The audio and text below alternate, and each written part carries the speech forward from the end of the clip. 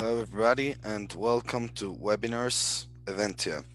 We're here today to attend to the webinar How to Create an Event in 30 Minutes. And I'll be happy to show you off all the different functionalities that we have in Eventtia nowadays for those who are already clients and for those who will be our future clients. So let's go ahead and see what we're going to check up today. And we'll learn how to create an event in 30 minutes with Eventtia, with different modules that we're going to discover throughout this half an hour at least. So I'll introduce myself. I'm your host. My name is Santiago Castillo. I'm the Customer Success Manager at Eventtia. You probably have known me if you're already a client. And as for the webinars architecture, we're going to have the introduction and webinar structure, which we're doing right now. Then we're going to discover why and how to configure multiple attendee types, how to create registration forms and badges. We're going to check out also how to set up an event schedule with speakers, activities, and points of interest, how to design an attractive event website, how the online registration works. And finally, we'll head up to some questions and answers, which you can make either through the Q&A bar that you have below me, or through the chat. I'm just going to say hi here to all of you, and you can make any questions that you have there. You can do it anywhere on the either on the chat or on the Q&A, and I'll be able to answer all of them live here right away for you guys. So let's get started and see how to create an event in 30 minutes. So first thing you have to do right before making anything else is coming to Eventtia.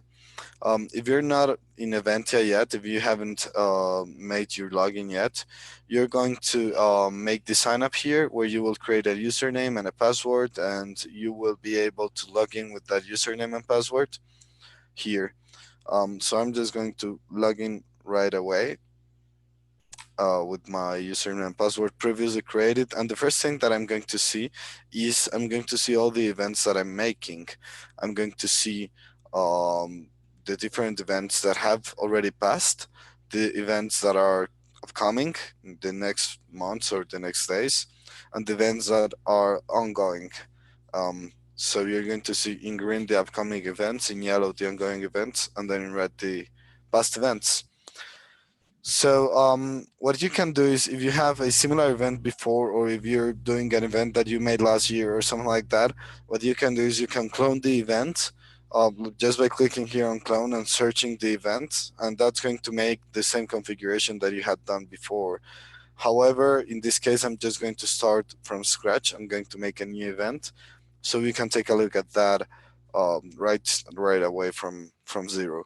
So I'm just going to say that this is academic event 8. I'm gonna say in order not to repeat the other names. And I'm gonna give it a start and end date. Let's say that it's next week, and it starts on Monday at 9 p.m. and it ends on Tuesday next week, so October the 2nd at 5 p.m. We can then go ahead and check which are the event modules that we want to have. I'll leave all of them in case you need anything here. We can then go ahead and select the country. So I'm going to say that this is on the States. So United States, I'm gonna say it's in New York.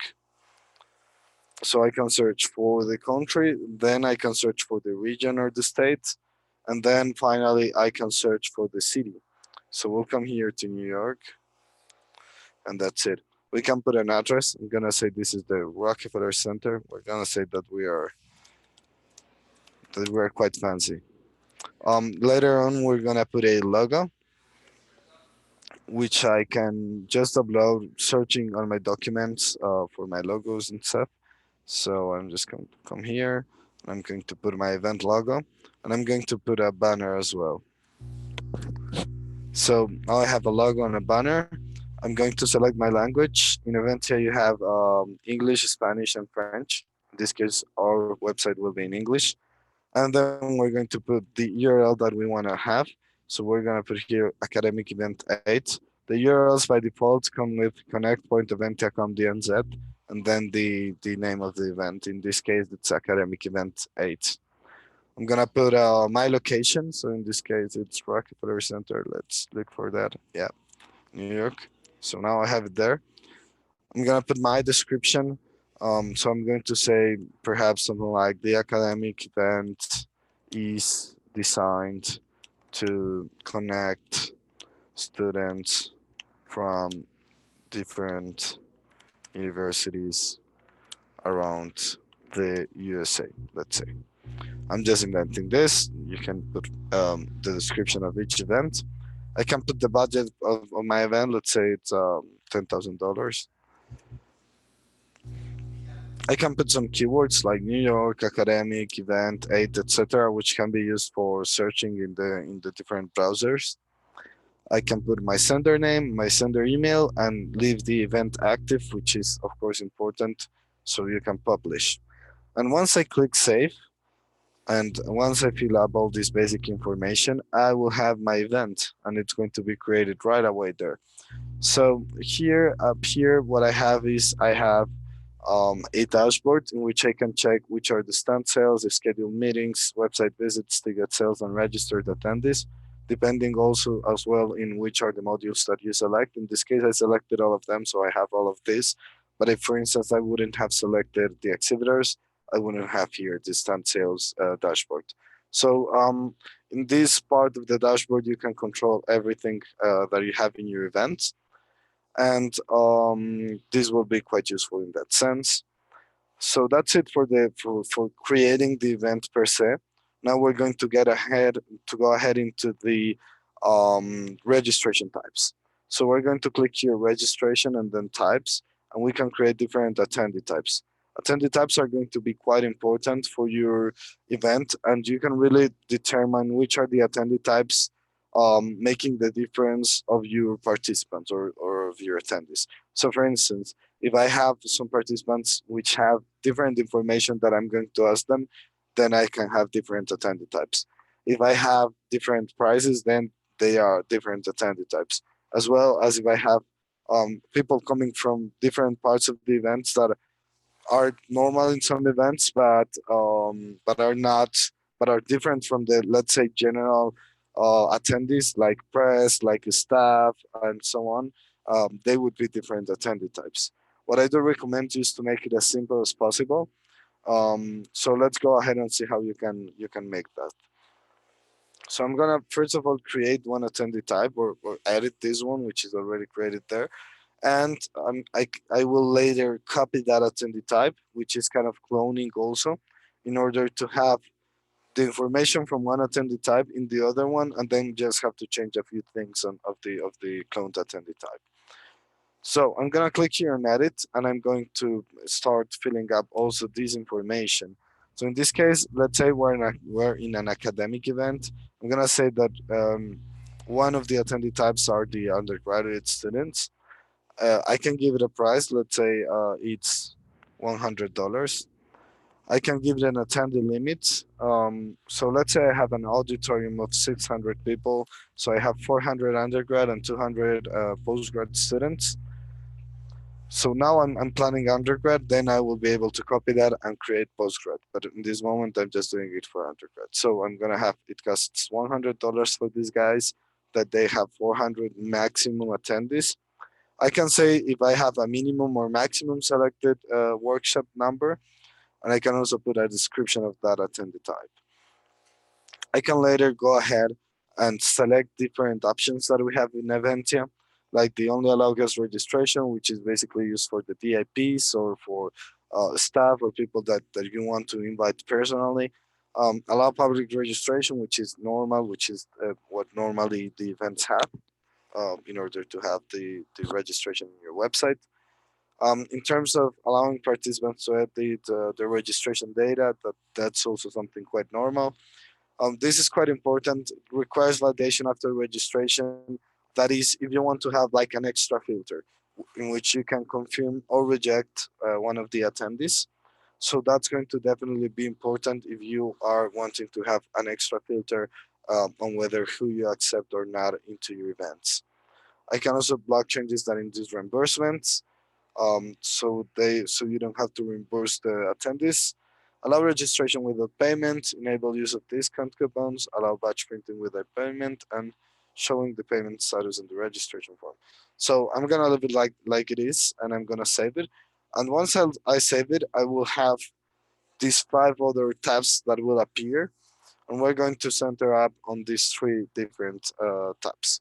So first of all, sorry, the registration form. You are able to create a registration form with Eventtia through all your different informations. These are the by default spaces, but I can take them off. I will just need to click on edit and on display them, right? So it's going to appear here, but in the actual registration form, it's not going to appear. So I'm just going to take this also as well because I'm not a university, so I'm not really caring a lot about the company or job title. But if I was in a corporate event, then that would be by default and that would be okay. So I'm just going to take them off and I'm going to put them down here so I just know that these three last ones are not going to be the ones that I'll have. And then I'm going to leave these ones and I can create new ones. So probably you're not seeing the new button, but if you move the screen, you'll see it. Here I can click on the new button and I will be able to create different types of spaces for the networking form. Sorry, for the registration form. So I can put a text field, a text area, drop down list, multiple selection, image, a plain text like a remark. I can put dates and times, CDs, files. So you really have a wide variety of options to ask your attendees in different types of questions. In this case, let's say I'm going to put a drop down list because I'm going to be caring about the universities. So I'm just going to put here some universities in the state. So I'm going to put Harvard, Berkeley, Stanford, and let's say Boston College or Boston. So yeah, university. So here I have four different ones, um, and that will create a drop-down list in which I can see the different options. They're separated by comma here, but you'll see in a few seconds how the drop-down list will be seen. So I will be able to also make it mandatory. So I would click here and require it when registering in order to make it mandatory. So if the person doesn't put the university, he can't register, which is quite logic in my event because it's a university event. So that's a quite important topic there. And I'll also leave it displayed. You might be wondering, well, and how why would you not display to see if you're going to make a registration form and the idea is that people see it. Well, in some cases, you want to put this information private, so you might want to only put it by yourself. This is quite usual, for instance, with hotel rooms, where you know the hotel room, but probably the person that's filling up the form doesn't. So you just undisplay it, but you can put it as a space in the registration form for the person, and that's also going to work as a tag, which I'm going to explain you a bit later how the tags work, but just for you know. So I'm going to put this up a bit, probably here after the email. And if I open this up, you'll see that now I have the four options of the drop-down list. So you can do this with quite a wide variety of type of text that you can put um, in your registration form. And here, so what you can do, let's say we're going to put another one. Let's just say that we're going to ask for the ID. Normally, IDs have, let's say, 10 characters, and you can put only numbers because those are the IDs. And you can say that this value is unique and can repeat 0 times. I'm just showing it so you can kind of see how you can actually be really specific with the questions. Because in this case, if I put a letter, if I put 11 digits, or if I put the same field that another person has put, I will not be able to submit. And that's logical if I have an ID because my ID is personal. So that's just another example. Let's say I'm not requiring when registering, and I'll display it. So when I click on save, I'll see it down here.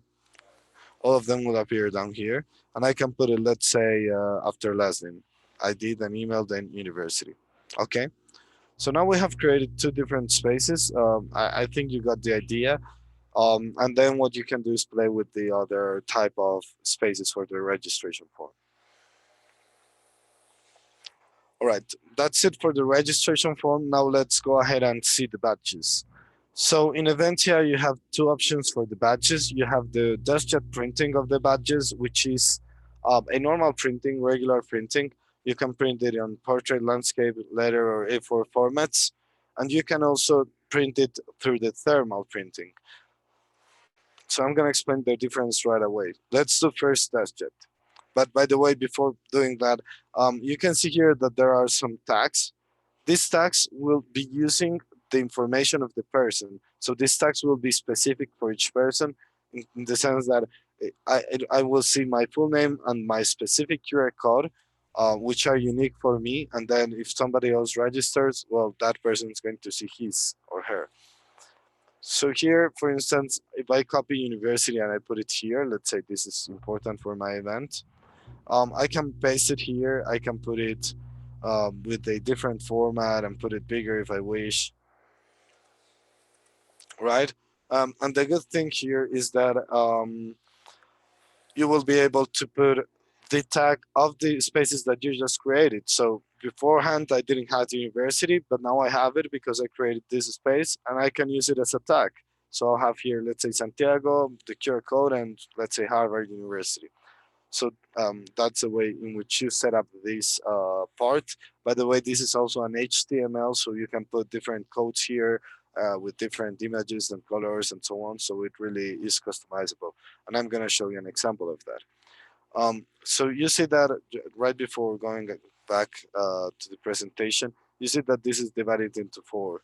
So what you can do is you can put different information in each one of the quadrants and then fold it up. I'm going to show you how. So this is an example. This is an example of an event in France. They had here the tag, for instance, first name or full name. They had here the company tag and the QR code tag, and they had all their logos here. So since they were using an HTML, they could design that. They could insert those type of logos. They could insert also the maps. Here, there's a map of the event, and they can put relevant information as well with their tablet or etc. etc. You would have to use the HTML coding in order to do it, but it's totally accomplishable. And then they did was they also gave badge holders, and the people just folded the paper into four. So if they needed anything, they could unfold it and check it out. But if they fold it into four and put just the first page, they'll have their QR code, their name, and their company right away in the badge holder as a normal badge. So that is quite useful. That's going to be very useful for you guys. And then the other type is using the Dymo printers. Dymo printers are really portable printers. They're like this big. I'll have an example here. Um, I'm going to just show you here.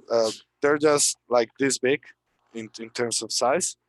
And what they can do is they can print stickers, and the stickers look like this. So this is an example of a sticker. So the sticker looks like this. I can have different information and I can take it off as a sticker, and then in a already made badge I can paste it.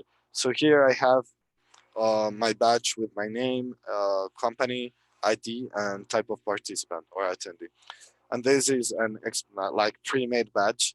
So this is quite useful if you want to print things real quick, and we also use that quite a lot in Eventtia. So those are the two type of badges. If you want to make the thermal badge, you can just click here, and that's going to show you also an HTML, but just for the thermal badge, not for the testjet badge. If I want to go back, I just click on testjet and save, and that's it. So that's how you make badges. And then what we can do for the messages is I have two type of messages in Eventtia. We actually have three. If you have validation, you can have the welcome email and the rejection email. In this case, we have two, which are the success registration message and the welcome email.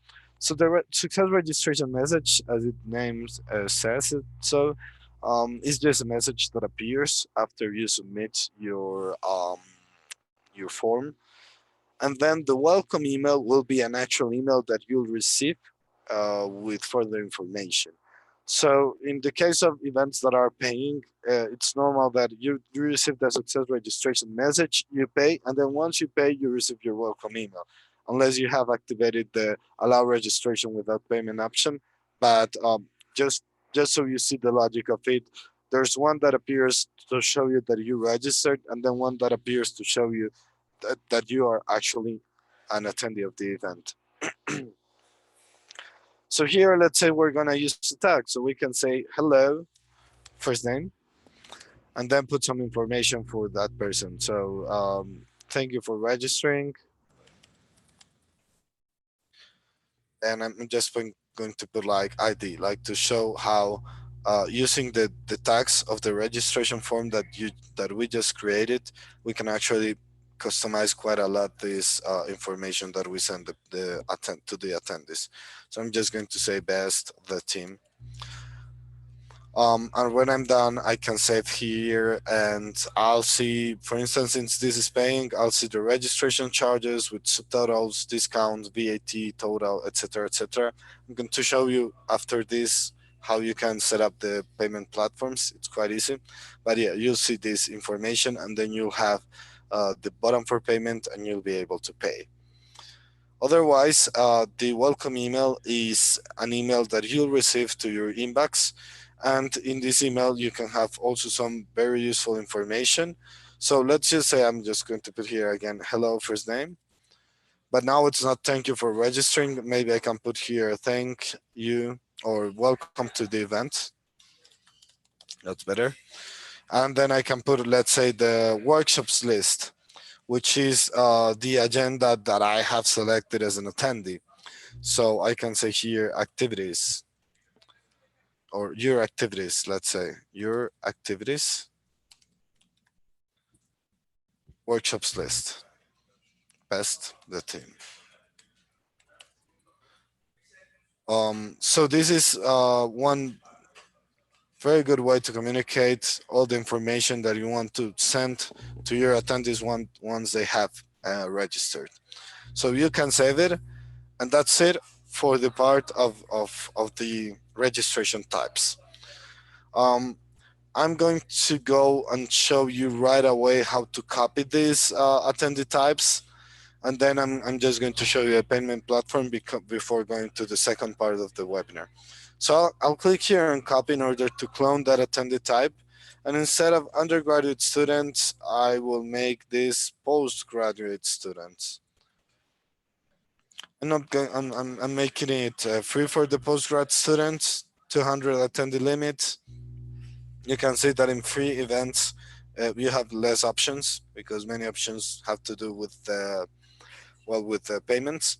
So you can click here and save, and that's it. You'll save the new attendee type. You can check here on registration form, and you'll see that ID and university are still there. The badges will also have all the setup that I had done. So this will really save me some time. It will actually save me a very good time, and I can click here and see that it's good. So I can highly recommend you to create your first attendee type and make sure that everything's going well. And then once you're done with that, you can clone it, and then you'll have a similar success registration message, a similar welcome email, and you can change any specific thing that you want. Okay, and now we're going to see the payment platforms. So if I click here and edit and I go to settings, after general information, I will be able to determine my measuring system. Let's say it's imperial system, my time format, my date format, some tracking codes. I can put here my currency. I can put the VAT of my country. And I can select the payment platform that I will use. And I can put the different keys in order to show the payment button. So basically, for instance, if you're going to use Stripe, you're going to put those keys there, and Stripe will have the payment button activated. Okay. So if I click here and save, I'll have that done. And that will be it for the first part of the presentation, which is why and how to configure multiple attendee types, how to create an effective registration form, and how to generate attendee badges. I also showed you how to use the messages.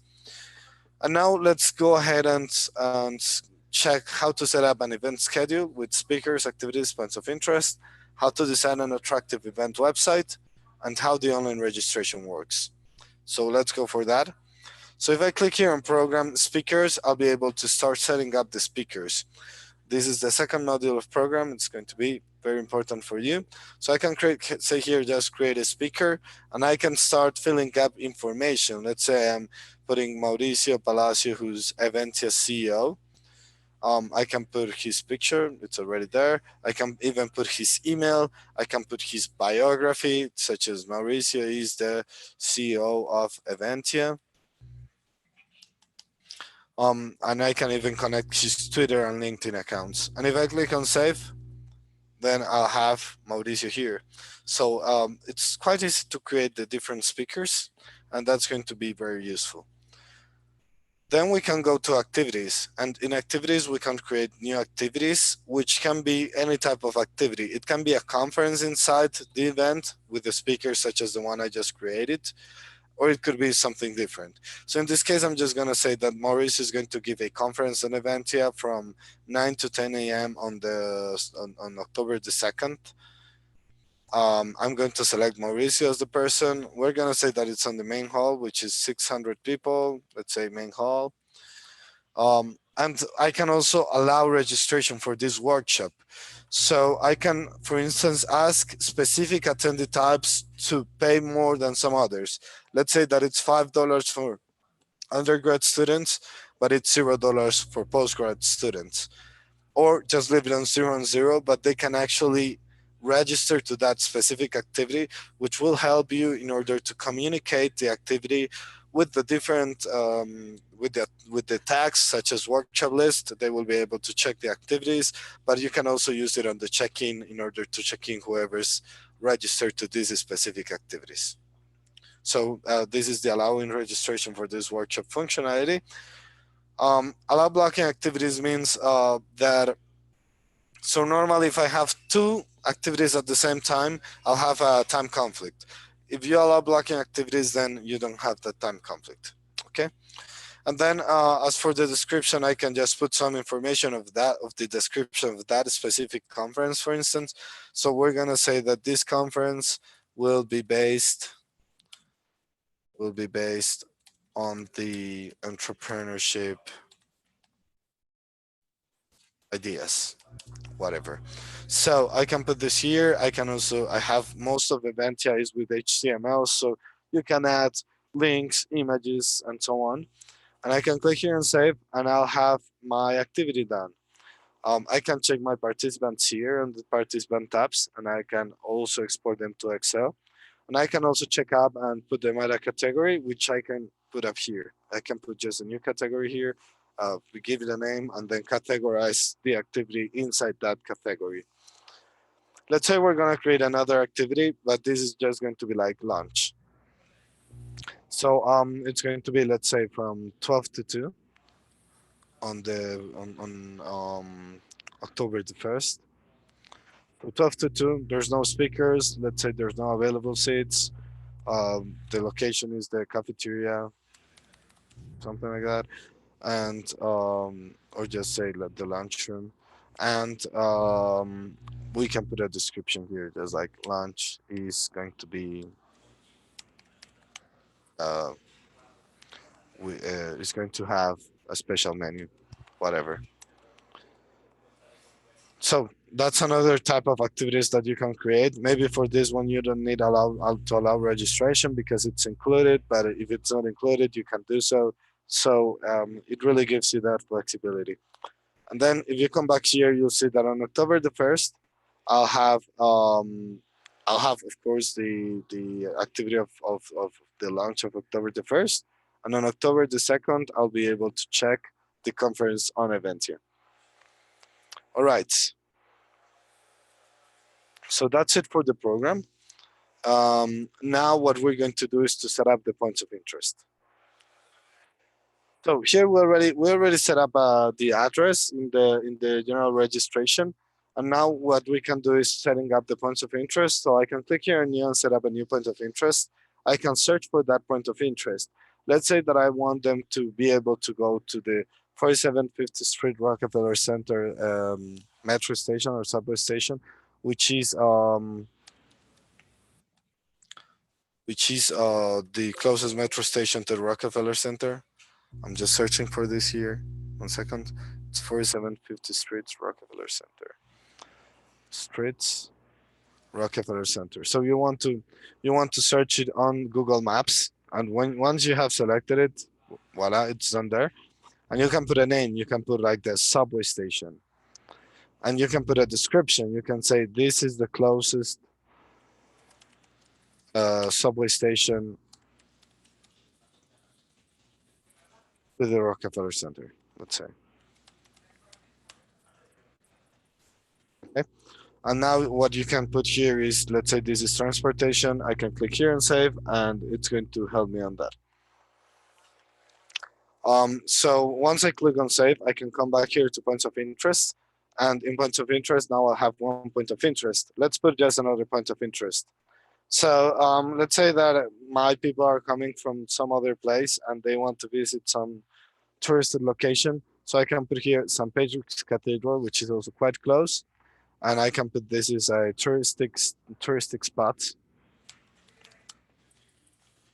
I can put a description like St. Patrick's Cathedral. Cathedral is the biggest one in North America. Okay. I can put here this is tourism, and I can save. And now we'll have created 2 points of interest that you can check here: subway station, touristic spot, and then of course the place of the event, which you will see in some minutes. So if we come back here to the presentation, you're gonna be able to check that we already learned how to set up an event schedule with speakers, activities, and points of interest. Now let's go ahead and learn how to design an attractive website. So if we click here on websites, we'll be able to design it. It's going to be quite easy, and I think that here this is one of the most quick modules in Eventtia where you can actually get a high and very good quality result. So I'm just going to move the modules that I'm interested in, especially the ones that I worked on. So speakers, program, we're going to move, of course, the register, the location, the contact, so they can contact us if something happens. I'm going to move also a free module, a countdown, and that's going to be it for the moment. But I can also always move different modules here. Oh, so I already moved here a free module, so I'm just going to take this other one off. So that's, I think that this is enough for making a quick website. So I'll put here a free module for the banner, a home module, the speakers, the program, the location. I'm gonna put a countdown as well. The program, the countdown, the location countdown, register, and contact. Okay. So now we put it in a logical order. And I can also select my color palette or the colors of my platform. So I'm going to put this one, print, pep, and I'm going to save this. And this is going to change the palette that I'm going to be using. I can always preview it in order to see how it goes, but I can also publish it and republish it as many times as I want. And I highly recommend that if you want to make some tests on the registration, you do publish, because on the preview you cannot check the registration. So I'll just publish it as many times as I want. And if I want to hide it, I can publish it, but then don't allow search engine indexing and then republish. What that means is that if I search by keywords on Google or Bing, I won't be able to see that event. And once you're done with everything, you can kind of unhide it just by allowing the search engine indexing and republishing. So let's take a look. Well, we're not yet going to take a look at the way it's going to see, because I'm going to upload the banner, and I'm going to teach you how to do it. So there's two ways to upload a banner. One is putting a background image, but sometimes you cannot play with the sizes with that background image. So I do prefer sometimes just putting an image in the HTML content, which I can do the following way. I can click here on image and I can click on upload and choose a file. Let's say it's this one, and I can send it to the server. So the server is going to save it, and then I can play with the dimensions. So just so you know, 1920 pixels is the best dimension for responsiveness in the different websites of Eventtia, and then the system will automatically adapt the width, the height to the width. But the most important part is the width.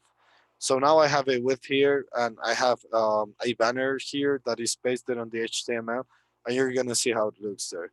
So if I click here on save, I can go back to website, and I can republish. And then here we are going to see how does the website looks. So if I click here on this link, or also if I click here on this little world, I'll be able to check my events. So you can see it here. You can see that I have my different modules here, the home, speakers, program, location, countdown, register, and contact. So that's good for that part. You can see that I have my banner here of the academic event.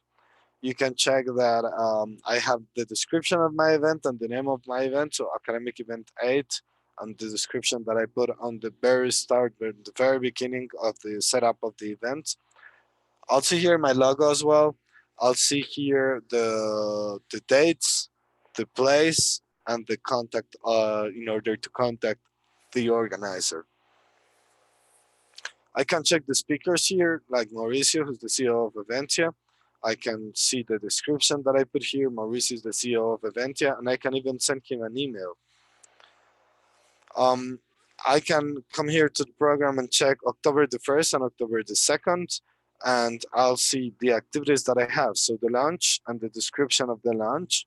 And then on October the 2nd, the conference on Eventtia and the description of the conference on Eventtia. I can see here my points of interest that I set up. So I'll see here the Rockefeller Center, which is my main point of interest because it's a place where the event happens. But I can see here the transportation subway station spots with the description. And if I open up this, I'll see also the touristic spot with St. Patrick's Cathedral description. So as you can see, I put 2 points of interest under there, and what I can do is I can put it just unzoom it or zoom it in order to check if there are some other points of interest in the city or nearby the place. Points of interest can be also quite useful if you have hotels that are partners and so on, or restaurants, and you can put them there. And well, that's going to show them in priority on your map of the website. I can then check the countdown. So we have 3 more days and 21 hours for this. I can check the register, the registration information. I can check the contact, and well, that's it for my website. So as you saw, this was quite quick. And we'll go back to the presentation so I can show you. So we already set up the event schedule, speakers, activities, events of interest. We designed the attractive event website and we checked it out. Now we're going to do the attendees view, which is how the online registration works. So let's say if I'm an attendee of your event, I'm going to receive an invitation via mass mail or via guests or any way in which I can receive my email or my communication to register to the event. So when I click here on register, or when I click here on this register, well, this register is going to it's going to bring me here. I'll be able to determine whether I'm an undergraduate student or a postgraduate student. I'm gonna say I'm postgrad student, and I'm going to be able just to fill up my information. See here, I can put more stuff because it had the validation of 10 numbers, so the system doesn't let that. So that's good. I can put my name, my last name, my email, the university I'm coming from. Let's say it's Harvard, the telephone, and I can put my country. So I'm just going to put here Colombia because we're based here, and I can put my city. So we're based in Medellin. So yeah, so I can do this quite quick. And then in the activities, I can register. So once I click on register, this is going to be the way in which I will appear in the system as a registrant to that specific activity, which in this case is the conference on event. And then if I click on next, what we'll see is the success registration message that we had planned before. So as you can see here, you'll see, hello, first name Santiago, your registration has been successful. You'll see the logo of my event. You'll see, hello, Santiago, thank you for registering. The ID and the tag of the ID. So you can see that here I have a tag of the ID. Um, I can see my event details. When is it? Where is it? My contact. And if I had to pay, I would see the subtotal of the payments, and I will be able to pay via Stripe, PayPal, or any of our payment platforms. So that's it for Santiago. Let's check if I received the email. Yeah, now I received a welcome email. So that says webinars Eventtia send you an email. Hello, Santiago Castillo, full name. Your participation has been confirmed. I can save it on my Google Calendar. I can see the event of your logo. I can see the first name tag, Santiago, welcome to event, my activities, and I'll have a list of the activities that I registered to. In this case, I just registered to the conference on Eventtia, but I have it there nonetheless. I'll see my event details again, when, where, the contact. I can visit again my event website and see it again. And finally, there's another big difference of the welcome email and the success registration message, and it is that since the welcome email is kind of the ticket, the acceptance to the event, I'll have a QR code. So I'll have the QR code, my full name, my email, and my attendee type. So I have already registered there, and if I come back to here, I'll see my website. And well, that's it for the registration. That's what the attendee will see. So as you can see now, we saw how the online registration works. I'm just going to give you a bit more of information of specifically the registration module. If you come here to registration attendees, you'll be able to check the attendee that has the attendees that have registered. So I can check here also if he has paid or not. In this case, it was free, so he appears as paid, and if he has been checked in or not. I can click here to see more information of the person. I can as well check the registration summary link, check in the person, so the person will appear as checked in. I can edit the information, see the welcome email link, resend the confirmation email link. I can download a participant profile, which could be very useful, in which I see all the information that this person filled up. I can as well see the registration form again, and I can print the badge. So if I click here on print and I open it up, I'll see that I have the badge that I set up with my name, with my QR code, and with the university that I set. Here in this case, it's Harvard. So it's going to be very easy to print the badges. And then what I can do also here is to export to Excel the different attendees. So I can save a copy of the attendees that came, and I can send mass emails, and I can save the different Excel files of these attendees that are coming to my event. Another important module is the communications module. Through the communications module, you can send mass emails or mass SMS to your participants or your guests. You just have to select who you are sending it to and the email account you're sending it from.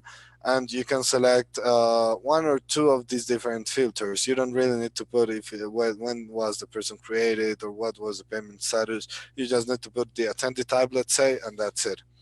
I'm going to put here postgraduate and undergraduate students. And here you can put as well a subject, and you can put the tags that you have available in the other modules in this communications module. This is going to be quite important because you might be interested in passing a lot of information to your attendees. So here you can really make good filters. You can say, like, for instance, I want undergraduate students who are attending the conference on Eventtia and had not paid, and send them a specific example or a specific email to that specific student. So I'm just going to put here another tag. Let's say I'm going to put the email or the country. See here, country. So I can say here like we are glad that someone from country is coming to our conference. Okay, so you can do all of this and you can save this. And then once you have saved it, you can send yourself a test email to see how it is. So I'm gonna send it one right away to myself. But you can also edit it. You can clone it if you have something similar to say to other people. You can delete it or you can finally send it. In this case, let's see if I received the email. Yeah, Eventtia received, sent me an email called "Hello, hi, first name. We are glad that someone from is coming to our conference," and then Santiago at eventia.com. Okay, so that's it for the communications. Um, so right now I'll go back to the presentation. I just gave you two more modules that are very important for me, which are attendees module and communications module, because you can have a good management of your attendees in one, and then in the other you can have a good communications with them as well. Um, but as you have seen here, we already saw how to create a webinar, how to create an event in 10 minutes through this webinar. We saw the introduction, the structure. We saw how to put the multiple attendee types, create registration forms, generate badges, set up an event schedule, design attractive event website, see how the online registration works, and all of this in around half an hour, maybe a bit more, but I just gave you some more modules. And well, that's it. That's it for the moment in terms of the content. I would like to know if you have any questions. You can make them on the chat or you can make them on the Q&A part, and I'll be happy to answer. And while you make any questions that you might have, what I'm going to do is I'm going to launch some polls so you can answer this, and we'll see how it goes. So first poll I'm going to launch. How did you hear about Eventtia? Was it by an email? Was it through a work colleague? Were you invited by the Eventtia team, Eventtia webpage, or social media? You can vote now. I'm gonna wait for your votes.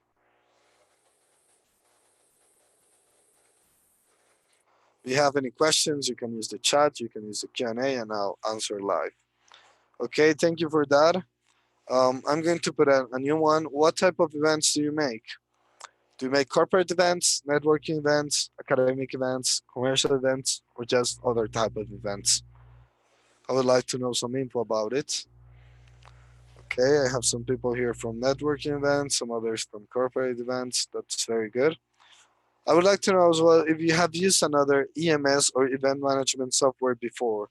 This is just a yes or no question. Have you used it? Have you not? If you have any feedback, you can send it to us. Okay, I'm going to end that poll as well. Um, After watching this webinar, in your opinion, what is the percentage of time that an EMS can save you?